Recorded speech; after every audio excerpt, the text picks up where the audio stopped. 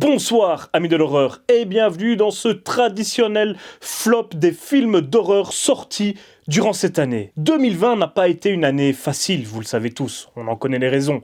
Mais est-ce que vous savez que certains films ont été si durs à regarder que ça a empiré mon ressenti sur cette année 2020. Bon, évidemment, j'exagère un petit peu, mais c'est pour faire monter la hype et pour que vous mettiez tous plein de pouces bleus et que vous vous abonniez, etc., etc. Vous connaissez le principe, je vais faire ici une espèce de flop 10 des films d'horreur qui m'ont le plus déçu pour X ou Y raison. C'est tout à fait subjectif. L'idée n'est pas d'analyser les films en long, large et en travers, mais vraiment de donner un ressenti relativement rapidement, histoire que la vidéo ne dure pas 3 heures, si possible. Alors, faut savoir que moi je regarde tout plein de toutes petites productions, des films quasiment amateurs parfois, et que du coup, c'est pas comparable avec des gros blockbusters, forcément. Un blockbuster horrifique, même très nul, sera infiniment bien mieux fait et mieux réussi qu'un tout petit film d'auteur fait avec 0 €, avec des acteurs amateurs, sans effets spéciaux, avec des effets spéciaux tout pourris. Enfin bon, bref, vous m'avez compris. Donc, techniquement, les 10 films dont je vais vous parler dans cette vidéo ne sont pas réellement les 10 pires films ou plus mauvais films d'horreur que j'ai vus cette année. Mais je vous expliquerai à chaque film pourquoi il figure dans cette liste, tout simplement. Évidemment, le but est de provoquer la discussion, que vous me disiez ce que vous pensez de mon flop 10, mais surtout que vous me donniez le vôtre. Ou un flop 5, un flop 3, ce que vous voulez, hein, évidemment. Bref, trêve de bavardage, c'est parti pour le flop 10 des films d'horreur de cette année 2020, et on commence tout de suite avec le 10e.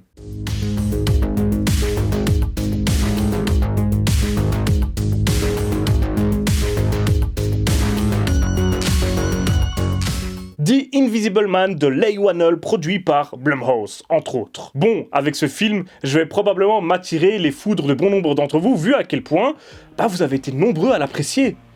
Et ça n'a pas été mon cas. Alors tout de suite, on va relativiser. Ce film n'est pas mauvais en soi, c'est-à-dire qu'il aurait très bien pu ne pas figurer dans ma liste, dans mon flop, que ça n'aurait pas été un scandale pour moi, forcément. Mais j'avais envie de contrebalancer un petit peu la flopée d'avis extrêmement positifs que ce film a reçu ici et là, notamment sur internet, avec mon propre avis, aussi modeste soit-il, bien sûr. Car moi j'ai été vachement déçu.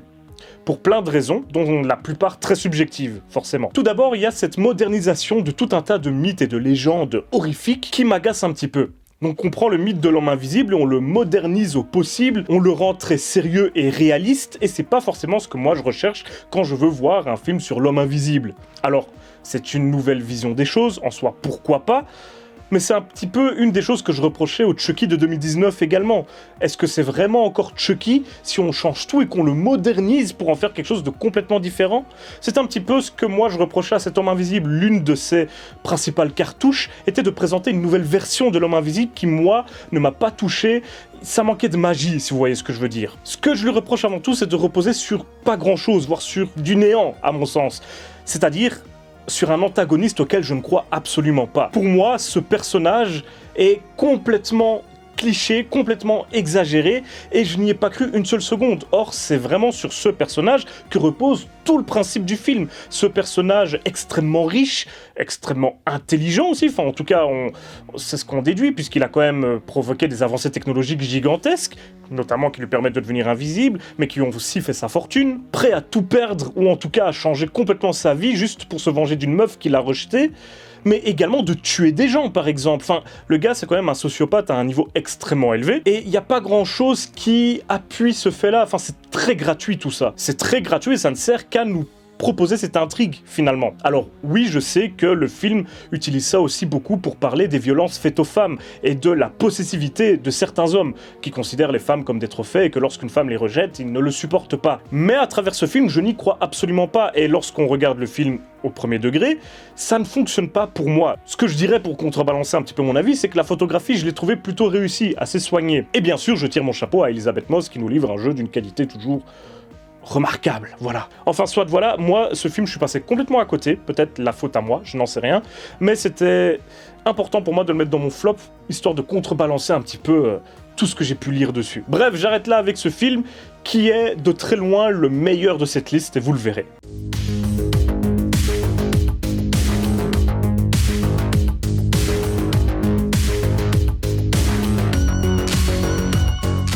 Neuvième film de ce classement, Curse of the Blind Dead, de Raffaele Picchio. Alors c'est un film italien, mais qui a été tourné en anglais, et ça s'entend, hein, les accents sont parfois un petit peu étranges, enfin bon bref, c'est souvent le cas avec les films d'horreur italiens de ces dernières années. Je crois que j'en ai vu 3 ou 4 sortis cette année, et c'était tous des films redoublés en anglais. Un petit peu bizarre comme choix, mais bon, ils estiment que pour les exporter à l'international, c'est plus facile. Et je sais pas si c'est un vrai bon pari, parce que je suis à peu près sûr que 90% d'entre vous n'ont jamais entendu parler de ce film. Alors, au niveau de l'intrigue, c'est une espèce de malédiction qui fait revenir d'anciens templiers sous la forme de squelettes, zombies, chevaliers, un truc un peu de dark fantasy assez chouette, et j'aurais pu vous mettre que quelques images du film pour vous faire croire que c'est un chef-d'œuvre absolu, que c'est le film que vous devez voir, la petite perle de cette année, et ça aurait pu être le cas. Et c'est pour ça que j'ai mis ce film dans ce flop, parce qu'en fait ça a été une cruelle déception. J'ai vu le trailer, j'ai vu quelques images du film et je me suis dit, ça a l'air génial. Et en fait, le film se rate complètement. Donc tout ce qui concerne les squelettes, les revenants, est absolument dément. Franchement, visuellement, esthétiquement parlant, c'est génial. Avec en plus le tout petit budget dont il disposait, c'est une prouesse. Mais ça représente à peu près 20% de temps d'écran du film. Et tout le reste est abominablement chiant et juste complètement raté en fait. C'est l'histoire qui est complètement brouillonne, incompréhensible, inintéressante. Je me suis surpris à plusieurs fois à vouloir avancer le film pour arriver au passage où on voyait les morts vivants.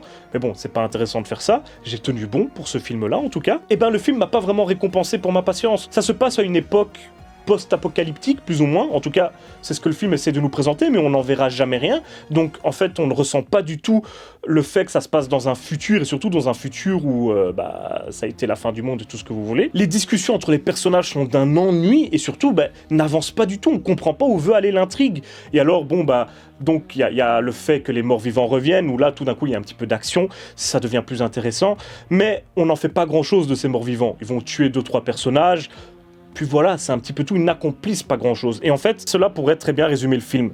Il n'accomplit quasiment rien. Une intrigue poussive, très longue, très chiante, et tout ça pour quelques plaisirs devant de belles images, mais qui sont vraiment trop rares. Donc voilà, c'était une cruelle déception pour moi, même si c'est un tout petit film, encore une fois, je le mets dans le flop, histoire de mettre en avant ces quelques points positifs. Ça peut paraître contradictoire de le mettre dans un flop pour mettre en avant son côté positif, mais je crois que vous l'aurez compris. Je mets en avant, donc, les morts-vivants qu'il nous présentent et qui sont vraiment sympas, et tout le reste est à foutre à la poubelle pour moi. Ouais, je sais, c'est dur.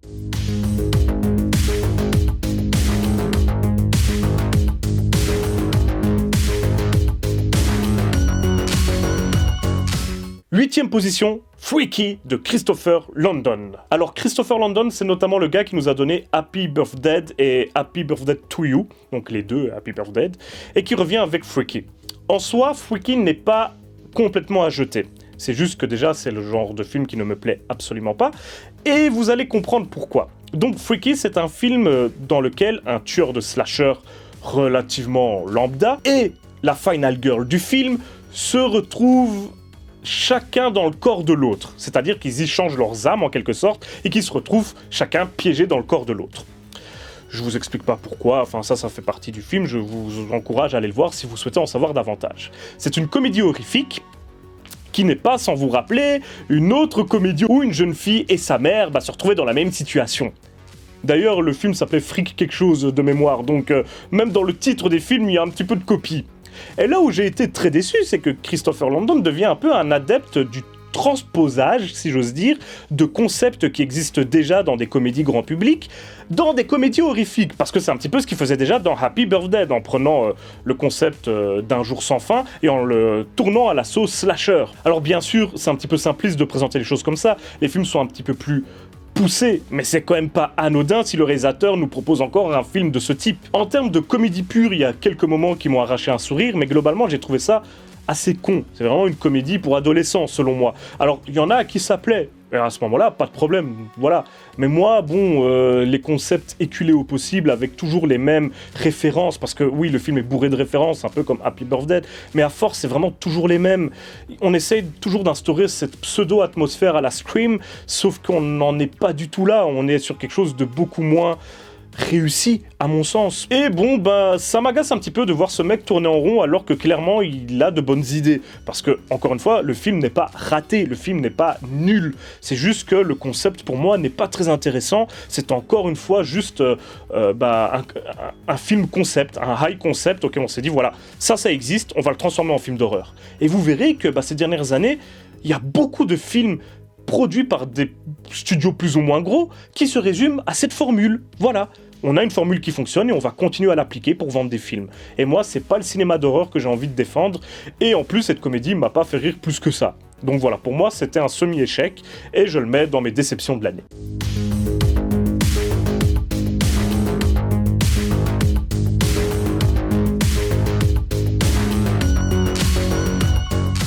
Septième position, alors là, c'est du lourd, Ouija Shark de Brett Kelly et Patrick Scott. Bon, alors là, je l'ai mis parce que je ne pouvais pas ne pas le mettre, mais entre nous, si vous téléchargez ou achetez ou louez Ouija Shark, bah vous savez à quoi vous devez vous attendre, et le film vous en donnera pour votre argent. Donc, est-ce que sa place dans ce flop est méritée? À vous de juger. Mais moi, j'étais obligé de vous en parler parce qu'à un moment, on est dans du sous Sharknado quand même. Hein. À savoir que là, les effets spéciaux ne veulent vraiment plus rien dire. Même les acteurs n'y croient pas. On est dans un projet où tout le monde est bien conscient de faire de la merde, mais encore plus que dans des productions Asylum lambda, hein, franchement. Et du coup, bon bah c'est juste hilarant. C'est aussi pour ça que je le mets dans le flop. Hein. C'est finalement d'une certaine façon pour vous le faire découvrir, parce que franchement, on est mort de rire. Et il y a quelques effets qui valent le détour. J'en ai mis certains dans ma longue vidéo sur tous les monstres apparus cette année, parce qu'on ne peut pas passer à côté de ça. Mais franchement, tout est mauvais. On est quand même sur un requin fantôme lié à une planche Ouija que notre personnage principal trouve dans la mer. Voilà, en marchant sur la plage, elle trouve une planche Ouija et quand elle l'utilise, elle invoque un requin fantôme à la con. Donc bon, c'est nul à chier, mais en même temps, on dirait qu'ils ont fait exprès. Mais bon, ça méritait quand même d'être dans un flop. La qualité est vraiment trop médiocre pour passer à côté.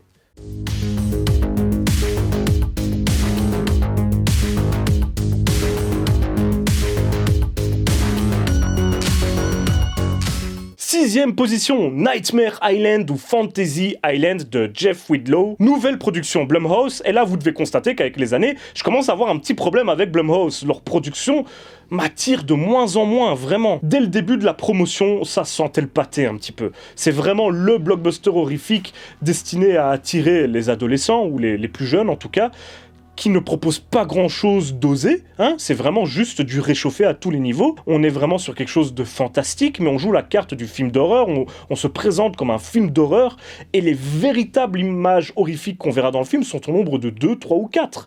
Et encore, par éclair, et c'est souvent des choses que vous avez déjà vues 1000 fois en plus. C'est du recyclage pendant 1h30, voire plus, je crois que le film est un peu plus long. Mais sinon, le film, à part des décors jolis, n'a vraiment aucun bon point, à mon sens. C'est une succession de clichés, une intrigue poussive à laquelle vous aurez du mal à adhérer, et vraiment, encore une fois, du déjà vu, du recyclage.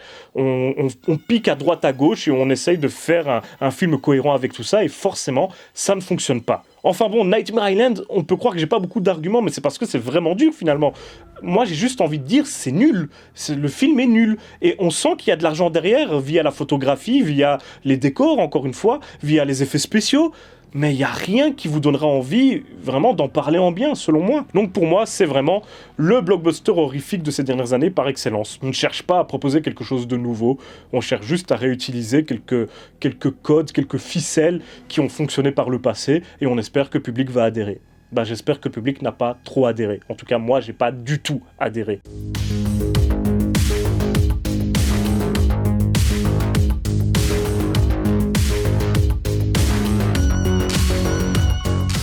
Cinquième position, Peninsula de Yeon Sang-ho, et c'est la suite de Dernier Train pour Busan que j'avais vraiment beaucoup aimé, et j'attendais cette suite de pied ferme, et c'est peut-être pour ça que la déception a été grande. Bah oui, plus on attend un film, plus, bah si on est déçu, bah on sera déçu. Oui, ok, non, on s'est compris. Enfin bon, le film, un peu comme le faisait Dernier Train pour Busan, essaye de renouveler les codes d'un genre. Ici, on est dans une espèce de Mad Max avec des zombies. Mais là, contrairement à Dernier Train pour Busan, c'est vraiment beaucoup trop cliché. Et déjà, Dernier Train pour Busan, même si j'ai adoré le film, on pouvait pointer du doigt certaines facilités scénaristiques, certaines ficelles un petit peu grosses. Il y a vraiment eu, pour moi aussi, des problèmes dans les effets spéciaux. Il y en a certains qui sont limite ratés, qui sont moches à regarder. Et alors, bon bah, il y a le fait qu'on regarde un film de zombies où les zombies passent complètement au second, voire au troisième plan. Et limite, ce n'est même plus un enjeu à proprement parler, c'est plus une espèce de petit obstacle. Nos personnages évoluent dans un monde où il faut faire vaguement attention aux zombies. Et en soi, ça pourrait être une bonne idée, mais je trouve qu'ici c'est juste mal fait parce que les autres enjeux ne sont pas assez prenants, ne sont pas matière à donner un film de 2 heures ou plus. Et du coup, on enchaîne les déceptions dans ce film, on enchaîne les personnages clichés, réduits à 1 ou 2 traits de caractère maximum chacun. Il y a cette séquence finale, mais qui est stéréotypée, qui est cliché au possible, mais j'ai rarement vu une séquence finale aussi cliché. C'est incroyable, les faux sacrifices, il y en a 2 ou 3 d'affilée, c'est juste... Arrêtez de prendre le spectateur pour un imbécile. Arrêtez d'essayer de créer de l'émotion de façon artificielle. Parce que c'est vraiment ça que le film essaye de faire, hein, en nous faisant croire à la mort de certains personnages, et surtout en les sauvant de façon complètement irréaliste, comme s'il n'y avait finalement aucun enjeu, parce que, encore une fois, on vit dans un monde avec des morts vivants, mais ceux-ci n'ont qu'un impact très faible sur l'histoire. En témoigne cette fin où normalement un personnage clé devait mourir parce qu'elle était entourée par des dizaines et des dizaines de zombies, mais finalement pas grave, on la sauve assez facilement. Un seul personnage peut la sauver assez facilement. Mais il avait quand même une mitraillette, hein, faut le dire. Enfin bon, bref, pour moi ça a été vraiment une cruelle déception, et sa place dans ce flop est méritée.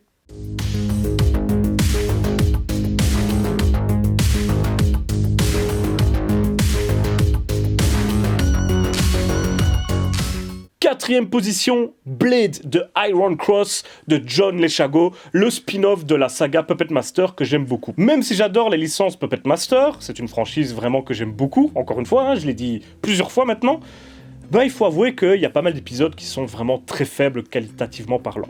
Et celui-ci est peut-être le plus faible. Notre cher ami Charles Band, producteur historique de la franchise, met de moins en moins d'argent dans ses films, et ça se ressent. Mais ça se ressent. Celui-là est cheap à un point, c'est trop triste. Les costumes, les décors, les effets spéciaux, rien ne va. On dirait une bande de copains à la Japan Expo en cosplay qui se sont dit on va faire un film ensemble comme ça le temps d'une après-midi. Et si c'était le cas, j'aurais dit chapeau, mais c'est pas le cas, c'est des professionnels. La fameuse poupée Blade, sur qui le film est centré, n'apparaît que 15 minutes, 20 minutes sur tout le film.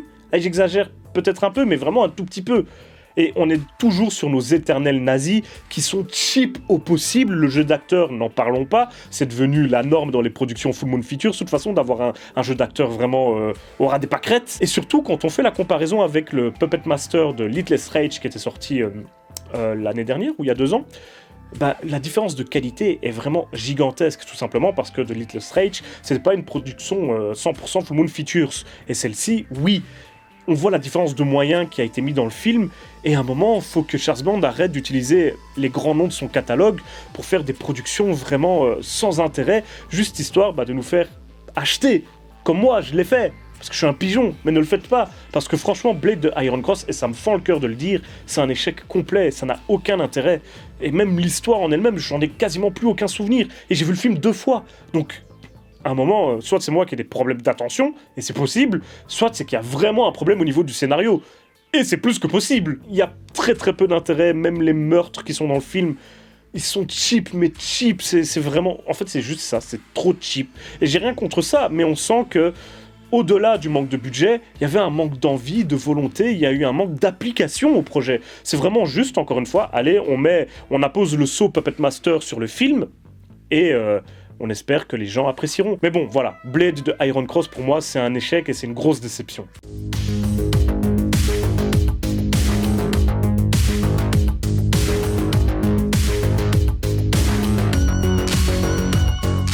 On continue avec du Charles Band, 3ème position, Corona Zombie. Alors Corona Zombie, j'en ai déjà parlé 2-3 fois sur la chaîne, donc je vais pas non plus m'étendre trop dessus. C'est donc un film qui est sorti durant le tout premier confinement, donc très très tôt quand même, au tout début même du confinement, parce que dès que on a commencé à vraiment parler du coronavirus, du Covid et du confinement, Charles Band s'est dit, il y a de l'argent à se faire. Il a tourné quelques images, mais vraiment il y a 15 minutes d'images au grand maximum autour de ce sujet, et ensuite il a compilé des images de plusieurs films qui lui appartiennent, qui sont dans le catalogue de Full Moon Features, et il en a fait un tout nouveau film. Alors certains pourraient y voir un intérêt quelconque, parce que ça reste une performance en soi, de détourner des images d'autres films pour faire une nouvelle histoire. Mais moi, je n'y vois qu'un empilage d'images sans rapport les unes avec les autres. Je trouve que le montage est très mal fait. Il y a des gros problèmes, évidemment, de cohérence au niveau de l'esthétique du film, notamment au niveau de la colorimétrie et des diverses photographies des différents films utilisés. Pour moi, ça ne marche juste pas. C'est rigolo, 15 minutes, 10-15 minutes grand max, mais après, il y en a juste ras-le-bol parce qu'on ne suit plus une histoire très cohérente, c'est hyper brouillon. Les images n'ont bien souvent que très peu de rapport avec ce que les personnages sont en train de se raconter, et du coup, ça n'aide pas à se concentrer sur le film, et tout ça donne juste une impression un petit peu amère d'assister à un pur produit fait à la va-vite pour profiter d'une situation qui intéressait tout le monde à ce moment-là, tous les médias, en espérant que ceux-ci parlent du film finalement. Et ça a été fait, mais très peu. Globalement, à part les médias spécialisés, rares ont été ceux qui ont vraiment parlé de ce film ou de sa promotion. Et ça a été vraiment une grosse déception parce que il y a une vraie évolution dans le catalogue de Charles Band et de Full Moon Features d'une façon générale. En termes de qualité, ça baisse au fil des années. Et voilà le genre de production maintenant que Charles Band propose. Est-ce qu'il fait vraiment encore du cinéma ? C'est la question qu'on pourra tous se poser. Et pour moi, c'est vraiment une question très très triste en réalité. Donc Corona Zombie, c'est drôle 5 minutes, mais quand j'y réfléchis un peu trop, ça me rend juste triste. Donc on va éviter de trop réfléchir et on va juste dire que c'était très nul.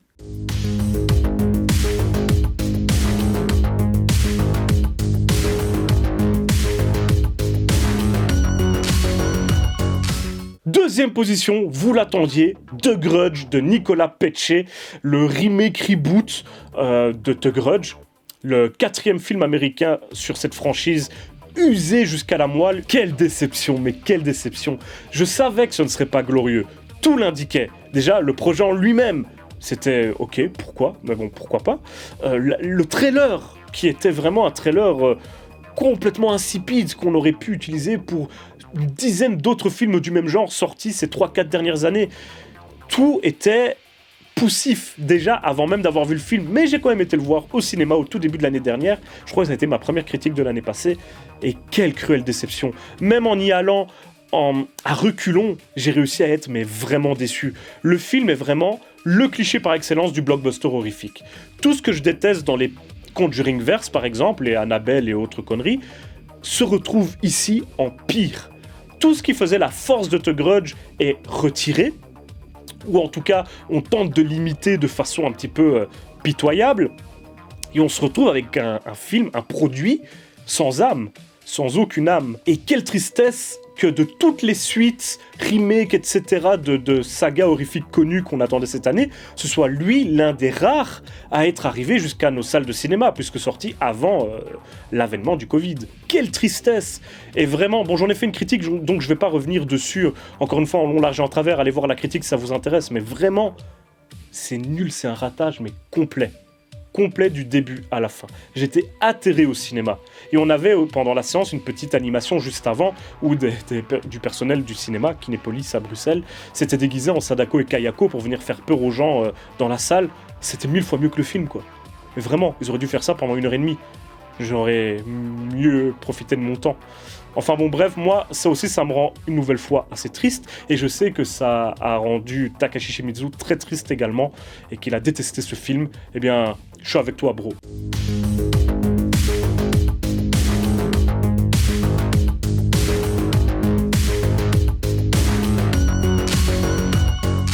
Et alors, premier film de ce classement, mon pire flop de l'année, La Marque du Diable de Diego Cohen, un film mexicain, une exclusivité Netflix, qui est d'une nullité. On dirait un film parodique tellement c'est nul. C'est une histoire d'exorcisme dans lequel il y a le Necronomicon, on parle vaguement des grands anciens, mais également du diable. Enfin bref, toutes les références que le gars avait, il en a fait une bouillabaisse et il l'a ressorti sous la forme de ce film, mais d'une qualité médiocre. Mais comment Netflix peut proposer ça ? Et ça m'a rappelé un autre film qui était mon flop d'il y a 2 ans, je crois, Romina. Et devinez quoi ? C'est le même réalisateur. Et je ne le savais pas, évidemment, quand j'ai regardé le film et quand je me suis dit, mais c'est nul, je ne le savais pas. C'est en faisant mes recherches après, je me suis dit, oh putain, c'est le même. Mais Netflix, qu'est-ce qui vous prend ? C'est votre pote ? Il travaille pour vous ? C'est le cousin du PDG de Netflix ? Pourquoi vous diffusez ces films ? Pourquoi vous participez à la distribution, à la production de ces films ? Mais je veux même Je n'arrive pas à comprendre. Alors, je suis pas un grand défenseur des productions Netflix, il y en a certaines que j'ai beaucoup appréciées, mais l'extrême majorité de ce qu'ils proposent dans leur catalogue me laisse vraiment de marbre, voire je trouve ça très nul, dans une grande partie des cas. Mais là, on a atteint un niveau de médiocrité et de nullité qui est indéfendable. Vraiment, comment on fait pour se rater à ce point-là? Comment on fait pour raconter une histoire qui veut à ce point rien dire, qui part dans tous les sens et qui pense que parce qu'on dit Necronomicon et Satan, bah les fans de cinéma d'horreur vont être contents et vont applaudir? Et je suis un grand défenseur du cinéma de genre mexicain, mais ça, c'est pas du cinéma de genre mexicain, c'est du Netflix qui tente d'accrocher un marché, j'ai l'impression. Enfin bon, bref, là, je m'égare, je digresse. Grèce, c'est vraiment l'un des pires films que j'ai vus ces 5, 6, 7 dernières années, et je regarde plein de merde, vraiment. Mais même un film de merde avec un budget zéro, parfois il y a un peu d'amour pour le genre qui transpire et qui fait que on l'aime quand même bien le film. On n'a même pas envie de le mettre dans la catégorie des nanars parce qu'il est pas assez nul pour nous faire rire, mais il y a quand même quelque chose. Mais là, il y a rien. Là, il y a vraiment rien. C'est le genre de films qui sont durs à visionner tellement ils sont nuls. C'était un calvaire. Donc, à dans 2 ans pour le prochain film de Diego Cohen qui sera sur Netflix et qui sera numéro 1 de mon top lui aussi, de mon flop. Oula, petit lapsus révélateur. Oula. Et je vais même pas le couper au montage, je le laisse dans la vidéo pour que tu puisses le dire en commentaire si t'es arrivé jusqu'ici. Enfin bref, c'est une catastrophe. N'allez pas voir ce film. Et voilà, c'est la fin de mon flop. J'espère que vous aurez apprécié de le regarder. Encore une fois, il y a beaucoup de ressentis. J'ai pas écrit le texte, ça se ressent, je vous parle à cœur ouvert, ça va être difficile de monter tout ça après. Il y avait à boire et à manger dans ce flop, globalement il y a des films que je déteste pas trop, mais qu'il fallait que je mette pour X ou Y raison. Ça me permet aussi de revenir un petit peu sur l'état, selon moi, du cinéma d'horreur actuel. En tout cas, l'un de ces états, parce que bon, le cinéma d'horreur, ça se résume pas à une dizaine de films dans un flop. Forcément. J'espère malgré tout que je vous aurai fait un petit peu rigoler et que vous aurez apprécié. N'hésitez pas à me donner votre flop dans les commentaires. On se retrouve dès demain pour le top 2020 de Pauline et après-demain pour mon top 2020. Donc vous allez avoir de quoi faire, hein. Sortez les popcorn. En attendant, du coup, passez une bonne soirée. On se retrouve très bientôt. Et surtout, d'ici là, n'oubliez pas, si vous avez peur, c'est que vous êtes toujours en vie.